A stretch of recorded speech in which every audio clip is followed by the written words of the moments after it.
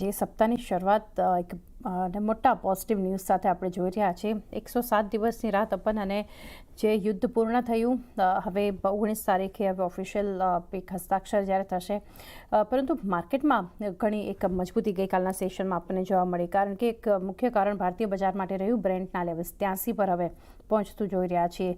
Commodities જો gold સિલ્વરના front પર જોઈએ, ઘણી પોઝિટિવિટી હતી માર્કેટમાં. બધા સેક્ટર્સ આપણે જોઈએ તો એક મજબૂતી જોવા મળી, પરંતુ અત્યારે ઓવરઓલ બજારને કઈ રીતે સમજવા જોઈએ એ વ્યૂ લઈએ.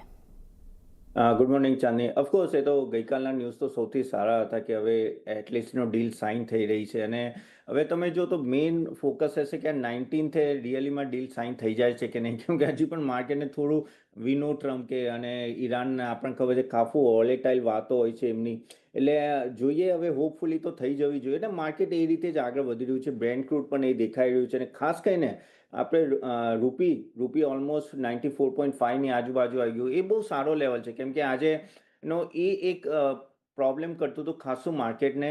અને તમે જો તો ગવર્મેન્ટે જે પણ ઇનિશિયલ જે સ્ટેપ લીધા હતા બોન્ડના જે લીધા છે, એમાં મેં આજે જ ગઈકાલે જ આવ્યું કે $1.8 બિલિયન આટલા દિવસોમાં આવી ગયા બોન્ડ માર્કેટમાં એફઆઈ તરફથી.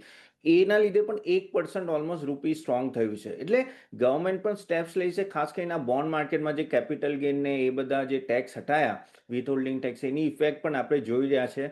અને ઓવરઓલ અગર આ 19 સાઇન થઈ જાય તો એ ઘણું પોઝિટિવ રહેશે. હવે અહીંયાથી માર્કેટ જોઈએ તો 24,000 લેવલે આપણે ગઈકાલે તો લાગ્યું હતું કે 400 પોઈન્ટ વધશે, પણ નહોતું વધ્યું.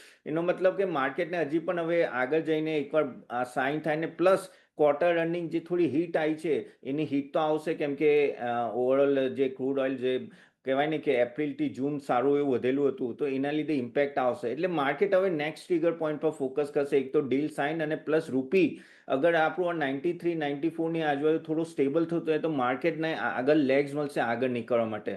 ધીરે ધીરે એફઆઈએ હોપફુલી ગઈકાલે થોડું બાઇંગ કર્યું હતું, હવે આગળ જઈને બાઇંગ આવશે. બોન્ડ માર્કેટમાં તો બાઇંગ આવે છે, હવે ધીરે ધીરે અહીંયા પણ આવે તો એનાથી એ પુશ મળશે. અને પ્લસ એકાદ ક્વાર્ટર લાગશે સિઝનને રીગેન કરવા માટે, કેમ કે Q1 થોડું હિટ થશે, પણ પછી આઈ થિંક સારા રુઝાન દેખાઈ રહ્યા છે કે અર્નિંગ સિઝન પિકઅપ થશે. એટલે હાલ તો પોઝિટિવ છે.